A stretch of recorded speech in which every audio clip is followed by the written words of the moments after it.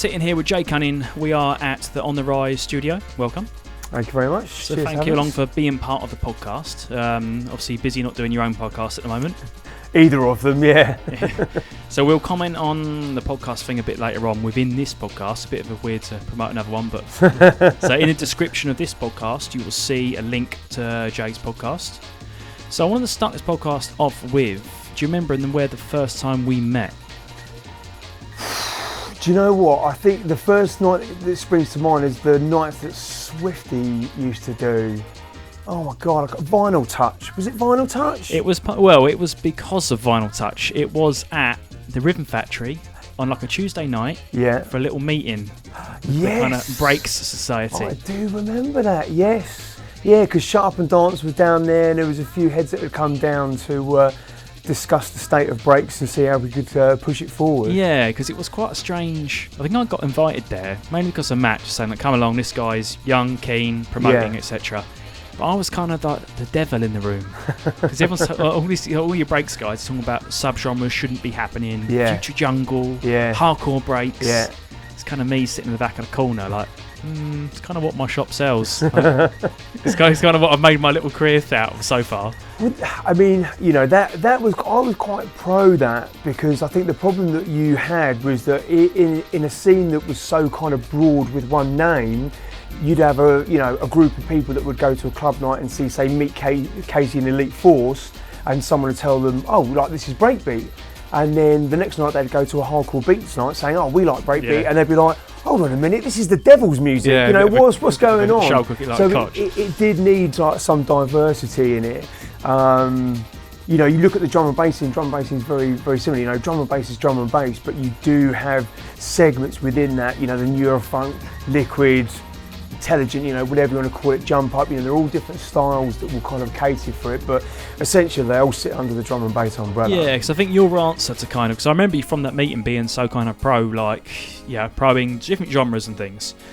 And then that was kind of, not too far around the launch of Subslayers, was it? So that would have been around, I started thinking about it around sort of 2008, and we had the first release in 2009, which was High Ranking.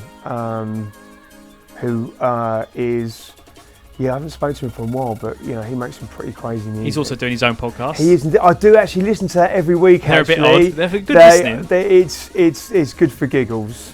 Yeah, it's good listening. He does a bit of obscure things. But so Subslayers. I'd say that label kind of sums up your own taste then on multiple genres, because it's not pitched at, we just do future jungle, we just do dubstep, it does cover a vast amount of things. Yeah, I mean, look, I'll be honest with you, I never really liked the term future jungle. I think anything with the word future in it is a bit naff, to be honest, but it kind of stuck. The idea behind the label at the time, I was on Kiss FM, and I was championing a lot of different styles of breakbeat. It was definitely getting to a point where it was slowing down a little bit. There wasn't quite as much an original material. The bootleg side of things was getting a little bit heavy. So, it was good for me because it forced me to dig a bit deeper. I never wanted to just rely on promos that I was getting sent, because, I was never that vain enough to think that I was getting every single breakbeat tune that was ever made or released. So I do a lot of kind of digging. And it was when I started hearing stuff like, the big standout tune for me was the Noisia remix of Prodigy's Omen. Okay, and that for me just really encompassed the real... That actually come out on the remix album, didn't it? Yeah, that's right, and it's, for me, like, that tune everything just started to click then, it had the kind of, the rawness of dubstep with the bass line, it had the energy of breakbeat. It didn't quite have the jungle kind of influence in there, but I was playing a little bit, one or two dubstep tunes in my set, because I was really quite enjoying some of the stuff. This is like before the kind of bro step noisy stuff kind of came out. And it was complementing it quite nice. And I even had a few mixes where I was mixing like kind of breakbeat tunes over dubstep to kind of create that. So I was kind of even sort of kind of subconsciously trying to maybe kind of push the sound in a new direction. And it all kind of came about, I had people like kind of King Youth that were sending me stuff, and he was definitely one of the early people that was kind of Still on that kind of breakbeat tip, the tempo had moved up to a fairly consistent kind of 140. There was definitely a very heavy kind of jungle influence in there as well. Yeah, the whole 140 had its own little brand and kind of a little push for a while, didn't it? Well, it did, and you know, it was some people called it 140, some people called it future jungle. I mean, it was all, you know, for me, I kind of looked at Subslayers as this kind of triangle, and each point was breakbeat, dubstep and jungle, and each release would sit somewhere within that triangle. Some might be sort of more jungle influence, some might be slightly more breakbeat and so on. And the idea was that, you know, it wasn't about kind of escaping breakbeat, it was about just trying to push it further, you know, trying to get new artists involved. You know, picked up people like Schema, you know, Rack and Ruin, who'd already started to make a name for himself as well, and that were just, again, on that kind of similar tip. A lot of the early releases, you know, had a very heavy influence in, you know, we're talking to the artists about how to shape and mould it and really kind of get this sound. And it worked, you know, really well, and there was a short-lived kind of success with that kind of sound. But, you know, like with a lot of scenes, in order for them to really flourish, you know, there are key things that you need. You know, you need diversity in the music and enough of the music to kind of go around. And more importantly, you need a crowd.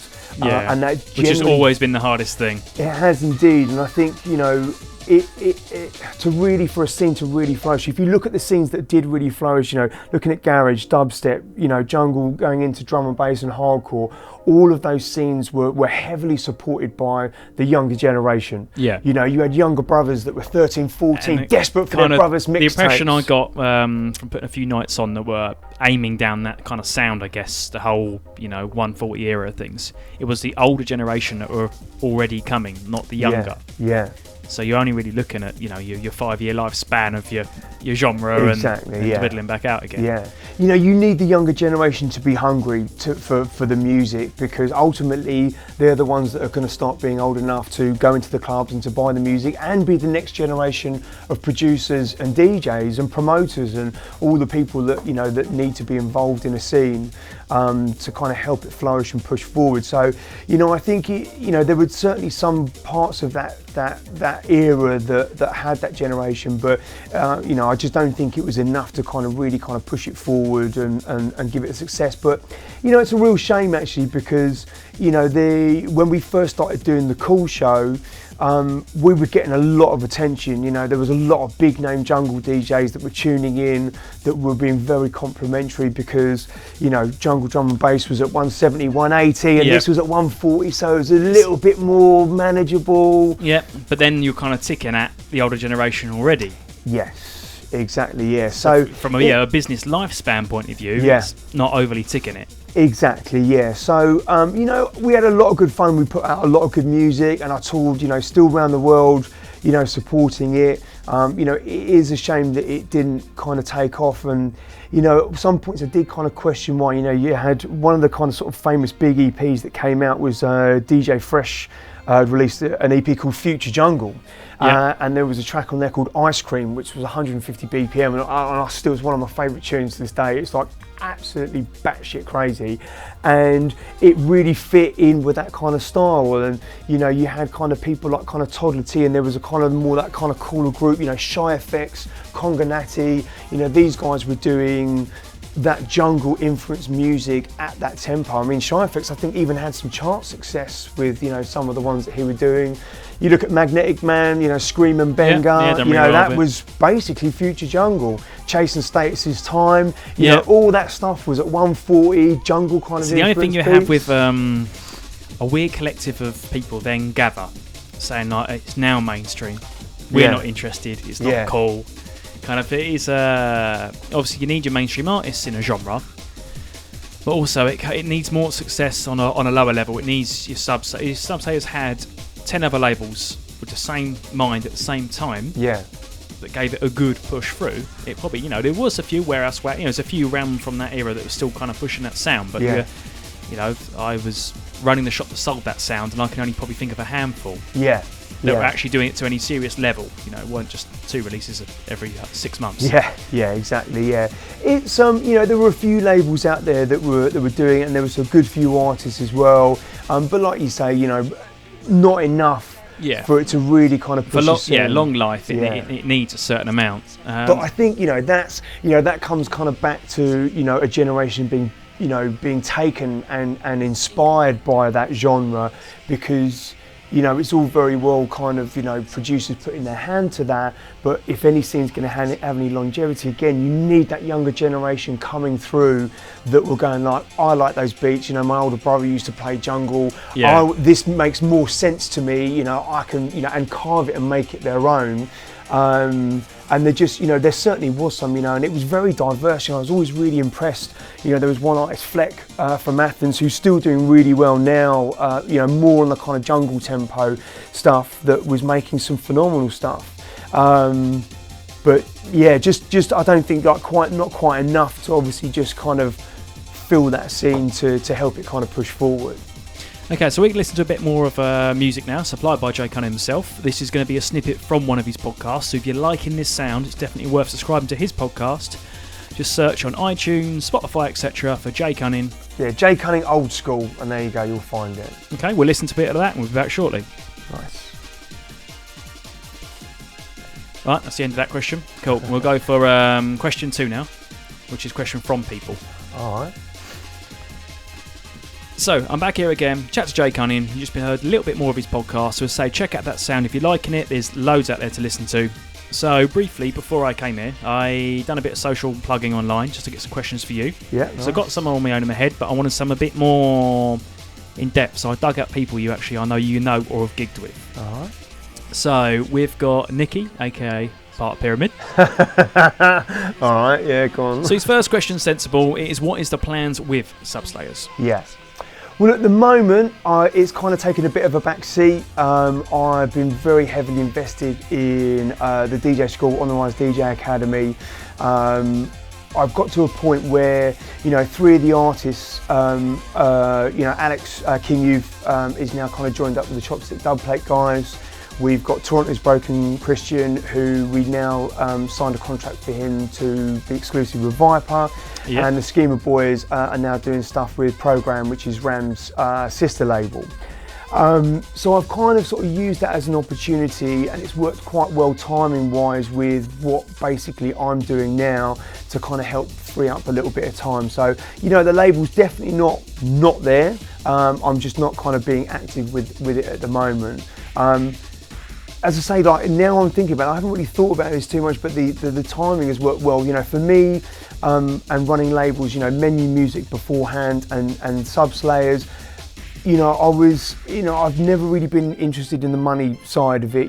For me, I've been always far more interested in, finding new artists, developing them. Yeah, artist progression's nice to see yourself. Yeah, particularly exactly. Like the Toronto's Broken thing, which we'll come on to because he sent a question as well. So it was it was always a very conscious thought for me that, the artists that I'd bring through, I would use, Subslayers as a platform to kind of get them a foundation, kind of fan base and credibility, and then push them on, which, is probably not the smartest business model, to be perfectly honest. But like I say, it was never about making money for me. It was that wasn't, obviously I didn't want it to lose money, but it wasn't like, if I was wanting to make money, then it would be something different that I would be doing. Yeah, all the label owners and people I know, the best labels that I know are the people that have got the heart, that love the music that they release. Yeah. That's always what it comes down to. So moving on to the next question. Yeah. It's from Nicky again still.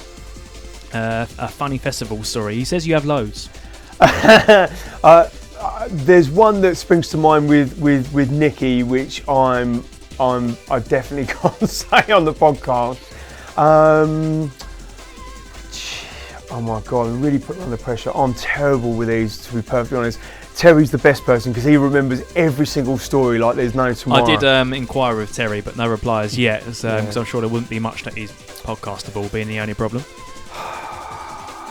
All right, let's rephrase that then. So what's the best festival thing you've done then with Nicky? What's the best gig you've been to? So the best one with Nicky, there's been a few. I think we did, we've done a lot of really cool parties together. Just butting in, for those that don't know, we're referring to Nicky. That's half a pyramid, isn't it? Yes. And then he does actually stuff himself, doesn't he? Or a third of pyramid, depending on what era you're talking about. But it's mostly been half a pyramid. Yeah. I think, it has to be Glade. Glade was definitely like a big standout gig for us. We had a lot of good fun there, really good up for it crowd. Nicky and I, this kind of goes back to his first question. It basically ended up with us kind of still up like midday the next day, ploughing around the site. We did. It was. I was at Kiss FM at the time, and Glade had asked me to kind of curate a new stage, like a new blood stage. Okay. And the idea was to kind of get new up and coming artists. And at the time, that was High Ranking. We had Control Z, we had Pyramid. Control Z, that's the name I've heard for a while. Yeah. Stereo. Sorry, it wasn't Control Z because they'd been around. It was Stereotype, which was Dash, one half of Stereotype was like Hardcore Beats collection of people. Exactly, and Chris, Screwface. So that was that was quite an interesting day because I was really suffering at the time with throat. I had one of my nodules had a wart on which had been removed. And then I also had another nodule on my other vocal cord. So what you need is a nice festival to relax and. Exactly, yeah. So so that was a real big monumental occasion. I mean, to be honest, there's been so many with Nicky. Funny enough, another one actually, which is quite a standout one for me, was funny enough, I'd actually posted a video of this because I'd found the video. It was one of the old TCR barbecues, so it was probably, I'd say, 2008, 2009. And it was at the Logside Lounge in Camden, and I think it was. Is that the Uncle Doug's thing? So it's this. That place has been used it was like a breakbeat haven for years. And TCR really used to do these all-day barbecues there. It would start literally at midday, and there was loads of food and stuff, and it would just go on all night. And if you were, if you could survive the whole day, you'd see it just got more and more out of hand. And I think I played like one of the last sets, and I said to Rennie, look, I'm going to do something a little bit different. I'm going to play a bit more of a kind of classic jungle drum and bass set. And he's like, cool, just do whatever you want. And how I'm telling it won't do anywhere justice. If you just go to my Jay Cunning page, you'll see the video I've posted up. But basically, there's me DJing. Chickaboo is on the mic. And it's one of those gigs, like it's such an amazing intimate moment. Like it was literally just DJing on a table, and you're just surrounded by like all my like really close mates from the scene. Ken Mack was there, Yuffie was there, Nicky, Inchy was there. There was just loads of people all around. And I played a Chase and Status tune. Oh God, I can't remember the name of it. And I did a mix into Bad Company the 9. Okay, nice. And when I kind of dropped that in, just you see this shot of like everyone just literally losing their marbles. It just turned into like a little mini mosh pit, people pushing everyone all around. And for me, like that was kind of one of the best moments I'd had because there's nothing better than I love doing big festivals, but I love doing little intimate ones as well. Yeah, exactly what you mean. The small vibe really does work well. I mean, just trying to think of that Chase and Status tune, but it's they brought out so many in such a short period around that kind of time. So what we'll do is anybody who'd like to see that video, that'll also be in the blog that we're doing about this podcast. So just head to the website kidsonshow.com and you'll see the Jay Cunning blog with more information of that inside of it.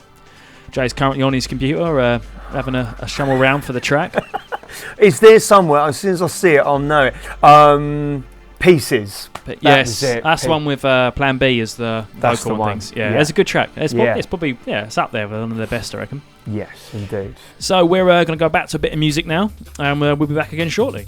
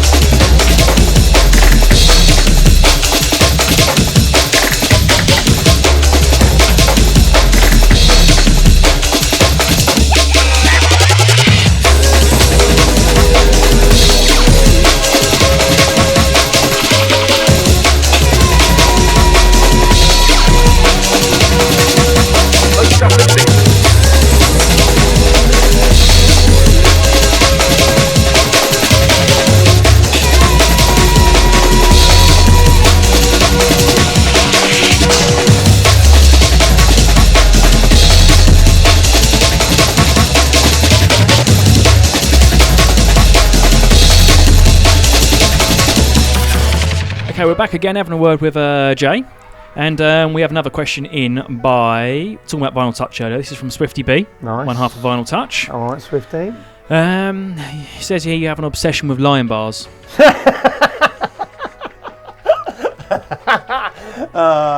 bastard. So basically, all right. So basically, the story goes is he had a show on Origin at the time. And I had been kind of doing the fitness thing, you know, going down the gym, eating really healthily, and I'd been talking to him about this, and it was all sort of quite, you know. I'm waiting to hear how a lion bar fits in the whole healthy gym chat. So I'd basically turned up to the show, and we were having a bit of a chat. And he's like, "How's it going?" I was like, "Yeah, been down the gym or whatever." And then I basically took my hands out of my pocket, and this empty lion wrapper just fell on the floor, and he just literally pissed himself laughing, going, "Yeah, healthy food's going really, really well." So yeah, it became a bit of a running joke since then for lion bars. I'm still eating them now, love them.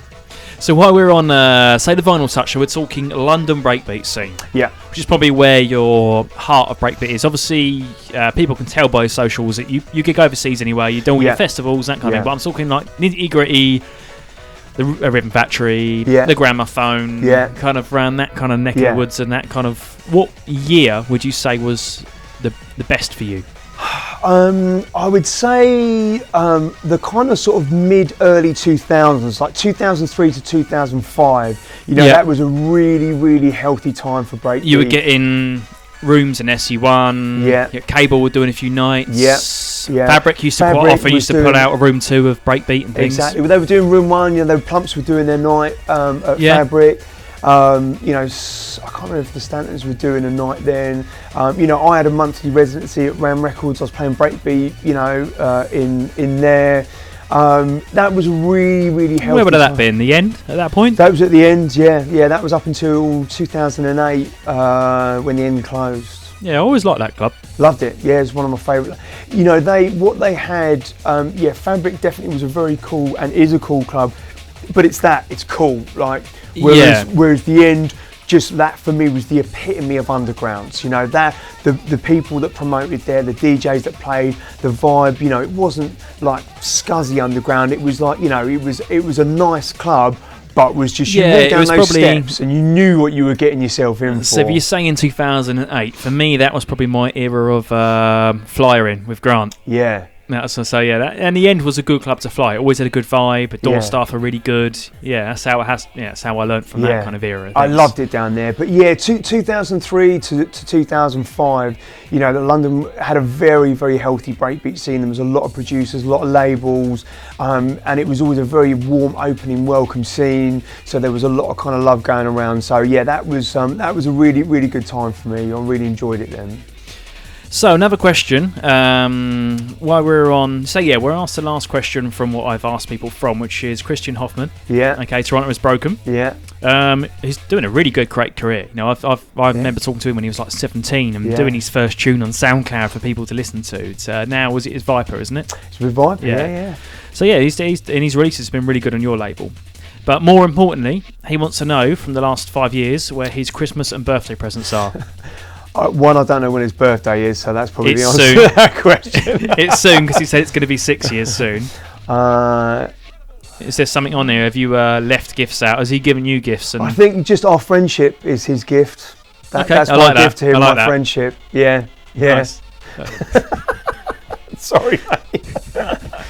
Okay, right, we're going to go to a bit more music now, and then we'll be back in shortly.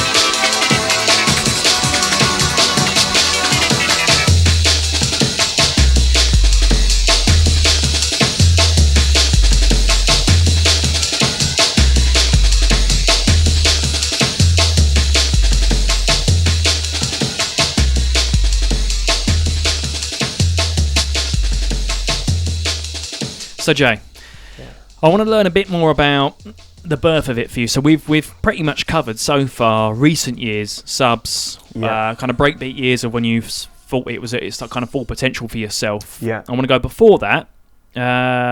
So you had your stint on Kiss and things, but what gave you the birth for that tempo, for that love? Like, why weren't you a drum and bass head? I mean, I've always liked drum and bass. I've always loved house. I never really thought, not enough to kind of do like a career DJing wise out of it. For me, musically, I started off sort of 89, 90 kind of buying sort of house records. Then as the sort of hardcore breakbeat more influence came in the 90s, definitely latched onto that. I was definitely kind of, that sound of a breakbeat definitely clicked far more for me than a 4/4 beat. That kind of evolved musically, into kind of sort of hardcore, then jungle. Then from jungle, bizarrely enough, I kind of went off on a bit of a mad hard house tip. We were going down Strawberry Sundays. I wouldn't have managed that. Yeah, I don't really know how or why, because I listen back to the music and I don't really know. I can't work out how I clicked to it. But we used to go down to like Strawberry Sundays down in Vauxhall quite a lot. And then garage, I always quite like the early sort of Todd Edwards US kind of style garage. And then as that kind of sort of evolved into like UK garage and then more kind of two steps down, I was very heavily involved in that. And that's really, me and my mates were kind of doing, we'd play at a local, there's a bar called Trinity Bar in Harrow, which is like the first ever gig that I got in like 94. And I think we paid 50 quid between the two of us to do like 7 hours or whatever it was, which is no fun with vinyl either way. That was a lot of records to bring. But from the radio side, it started with Lush FM. I think that was the first one, which is DJ Luck's station, and that was the kind of sort of mid-late 90s. And I was playing a lot of garage, but just in my bedroom. I wasn't doing anything out with it. And a mate of mine said, "Oh look, I've got a mate of a mate of a mate who knows a dog who knows, this guy who, I can get a tape to." So I got him a tape, and they offered me a weekly show, which was, the graveyard shift. I mean, initially it was 4 till 6 on a Saturday morning, so nice. Like pretty horrible. And then I think I then moved to the 6 to 8, which, to be honest, was no different from doing 4 till 6. Yeah, I think everyone from, I'll say that era, because I can't see a lot of this is kind of sounding not degrading, but obviously you run a DJ school at the minute as well, with Terry and things. So you must see a lot of youths come through the doors. Yeah. Do you think most of them would get up at 3 o'clock in the morning, get a night bus, and go and do an old, go and do it? I mean, some of them possibly, yes. Look, we speak to a lot of younger. I'm going to say younger. Obviously, treading water, because probably some of your students listen to your podcast. Yeah. You don't hate them all, only a few. No. It could be, it could be, anything from our younger students, 6 years old. And we've taught everything up to like 63, 64-year-olds. We meet a lot of young, very aspirational students, and we did this DJ community session in Croydon, and again, sort of 18 to 24-year-olds, and meeting a lot of like potential new people that are coming into the scene, and a lot of them, have very high aspirations. I think there is a bit of a barrier in between. Like I can see the top of the mountain, but I can't quite see the journey to get up there. And I think in this day and age, God, it makes me sound like such an old fart. But in this day and age, we're in this kind of instant gratification society where if you want to watch something on TV, you tick 2 buttons and bang, you've got it. Whereas, back then it was like, well, I'm gonna have to wait till next Tuesday afternoon to get on TV. And so clawing it back down to yourself. Yeah. Because we tend to ramble, don't we, down different avenues. I'm great at it. So Lush FM. Yeah. How did Lush turn into Kiss? So Lush FM, basically, there was about 3 stations, so I'll try and get there quicker. I then went to Groove Tech, which was one of the very first UK-based internet radio stations, based in a record warehouse, which was like, it was like a dream come true. I'd always get there like 2 hours early and just be shuffling through. But that's when I started playing breakbeat properly, because on Lush FM, what I started to do as garage for me started to go more towards the kind of R&B flavours, I started finding stuff like early Fresca Nova stuff, DJ Icy, that was more kind of that breakbeat sound, and I was playing it in the show. And I always get people texting and going, what's this, DJs before, we're always intrigued. So I knew it was working well together. And then ultimately it moved over to Groove Tech, where it was definitely a more kind of permanent breakbeat sound that I was doing. Then I kind of got involved with the Breaks FM guys, with Jody and Alex. And yeah, Breaks FM. Now I haven't heard that in a long time. Yes, indeed. I mean, I actually became, I kind of bought into the station and, worked with the guys on a lot of stuff. Alex was the man that was on the ground, that did all of the, basically pretty much everything for that station. Was a true underground soldier in that sense. And I got involved in various different kind of aspects of it, and when we set it all up. So again, that was obviously, a huge part of the kind of breakbeat sound. And then Ministry of Sound wanted us to do a weekly show on Ministry of Sound Radio, which was both Terry and myself. And we did that for a year. I wasn't really kind of hugely into that because we had to kind of promote a lot of kind of ministry related products, whether it was CDs or DVDs. Yeah, that's the hardest thing. It depends on where you are and what brand you're with. It can be a bit They gave us like a constraint. book of all stuff that, you had to mention one of them, and I just, there was nothing in there that kind of linked with our sound. And at that time, Tayo had a very successful, good career on Kiss FM. And he was leaving to go to the Radio 1 residency as part of the kind of rotation of DJs on there. And so I was like, yeah, right. I went up there, went up to the Kiss show, and I don't know how many, but I'm assuming a fair few kind of people went up there. Yeah, I can imagine you having more of a free will to play what you want to a degree. Yes, they were very, very understanding. I mean, we recorded like a demo thing, and they gave us a call, and I was literally kind of over the moon when they picked us. And there was very free reign, which was was really important for me. I had a pretty strict rule. I wouldn't play bootlegs on the show. I'd play loads of them out in my sets. But for me, I did understand that this was a platform for me to really promote. And I had up and coming artists, I had established artists, I had people that were kind of slightly outside the scene. It was Slipmat and those guys that were doing the rave break sounds and Bunter, and had them kind of come in. So it was important for me to really kind of showcase like the full spectrum of breakbeat on that show.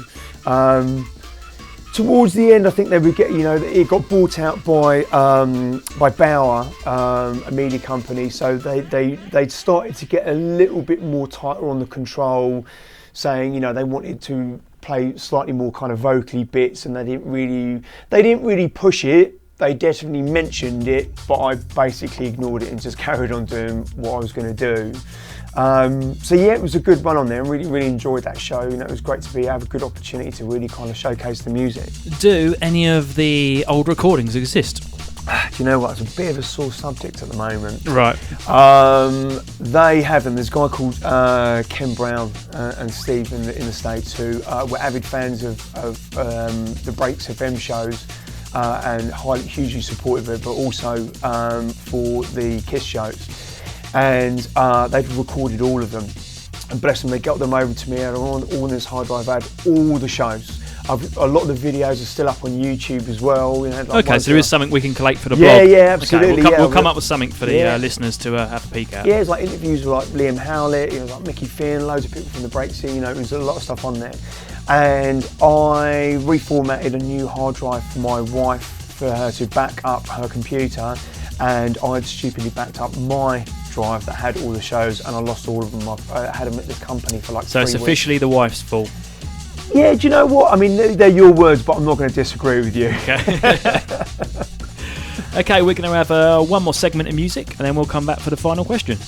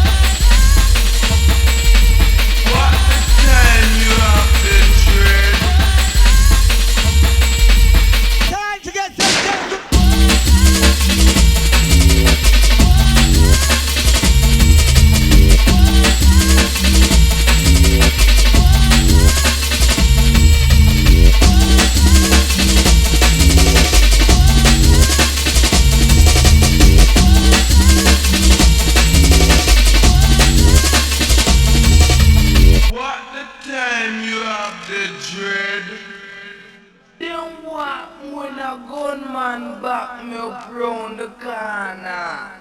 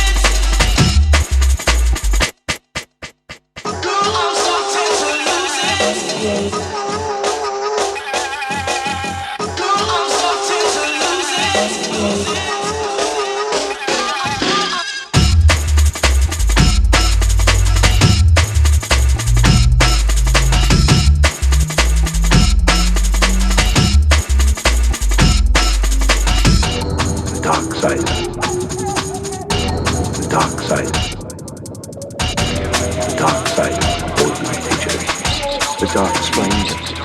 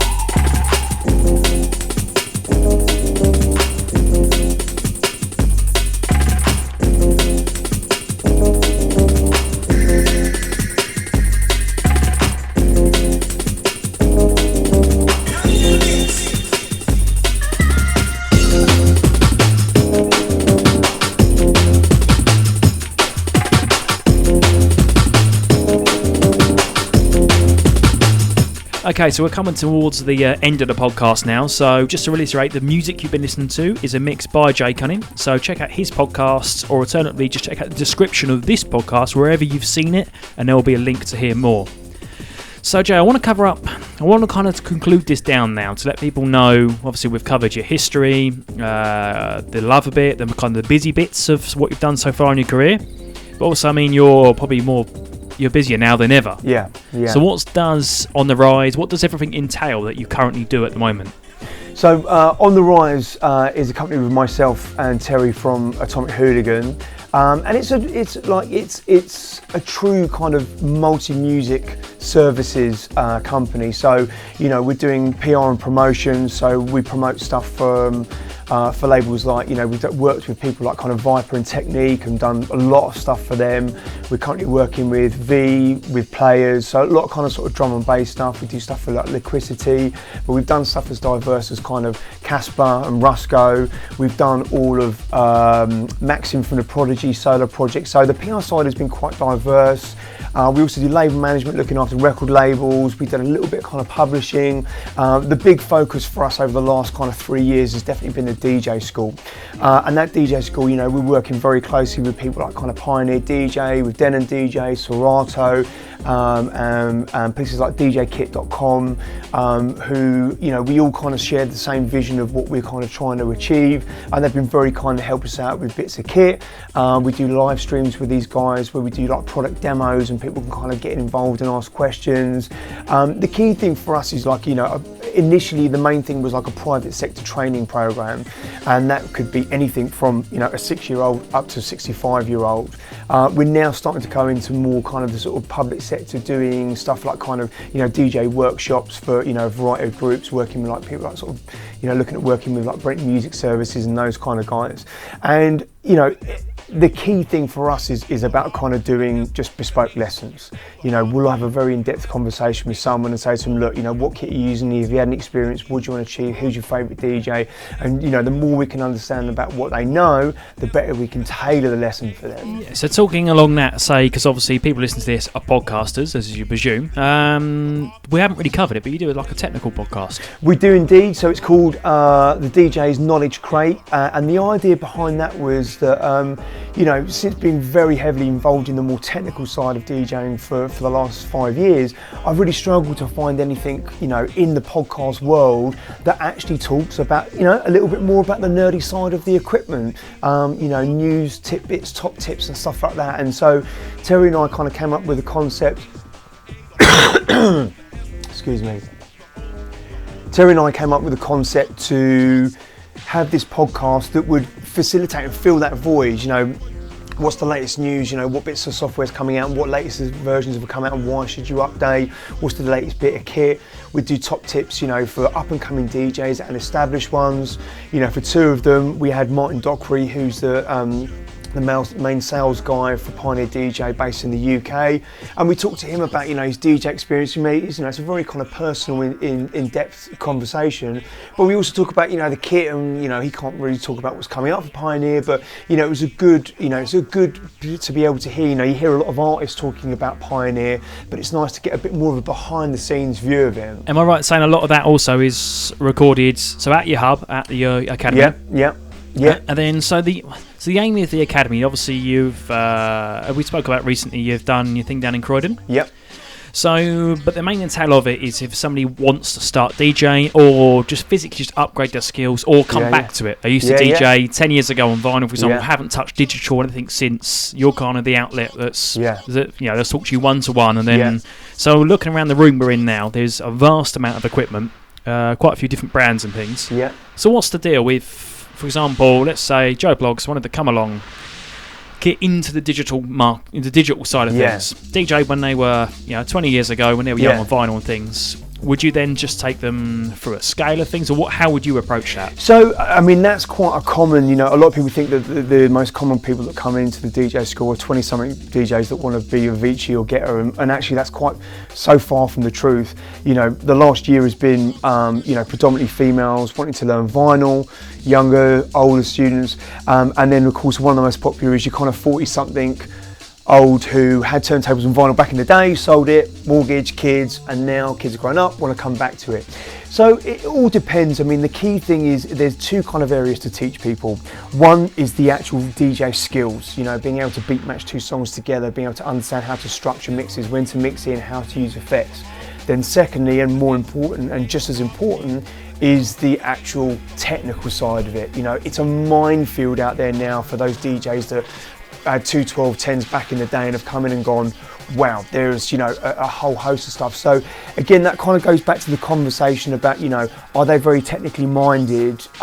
If they are, then there's a few more options. If they're not, then we can trim it down. Yeah, I imagine the luckiness of modern day equipment is you can kind of tick a box for whoever someone's aim is, or how technical they want to get or do.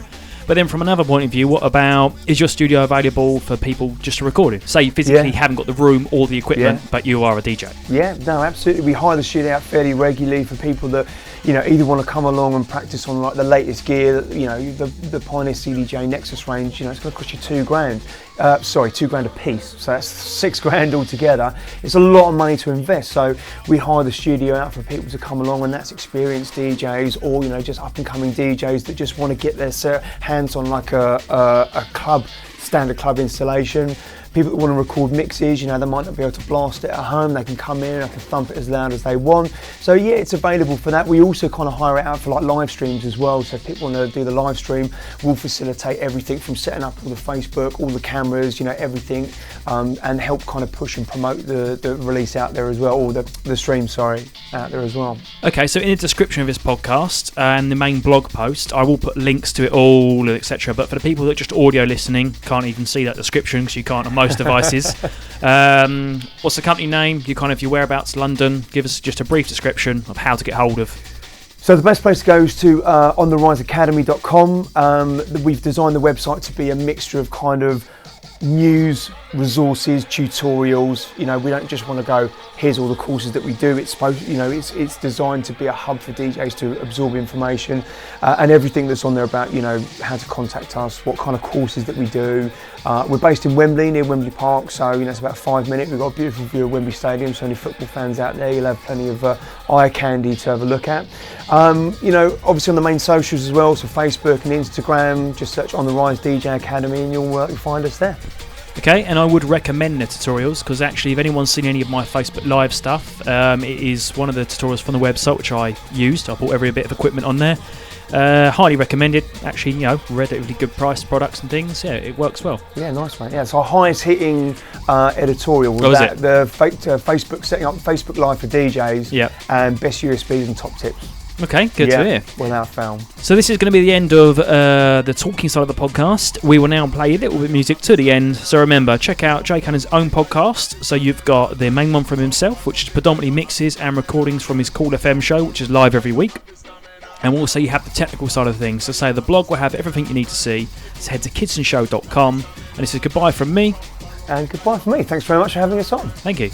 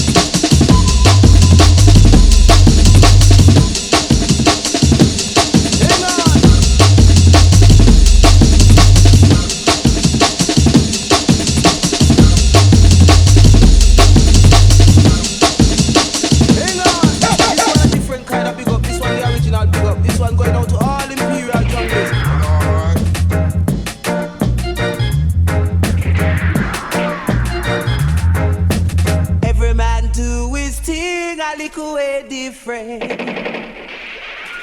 Every man do his thing a little way different. The things I do it in a different way from you. The things you do it in a different way from I. Every man do his thing a little way different.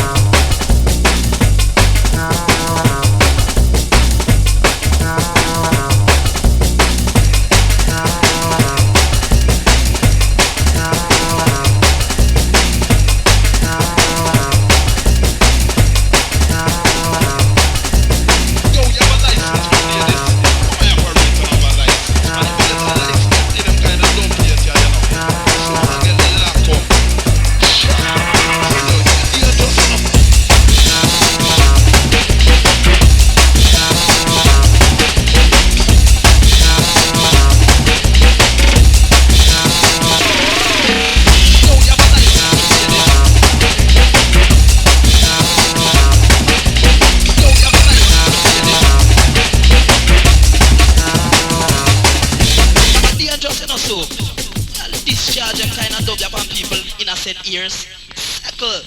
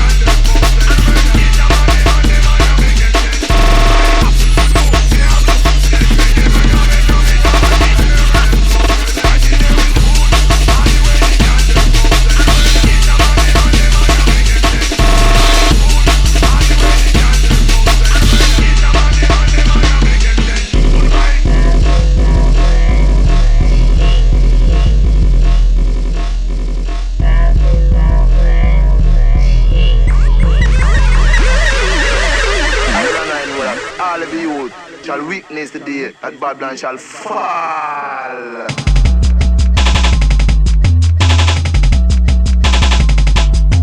I know that all of you shall witness the day that Babylon shall fall.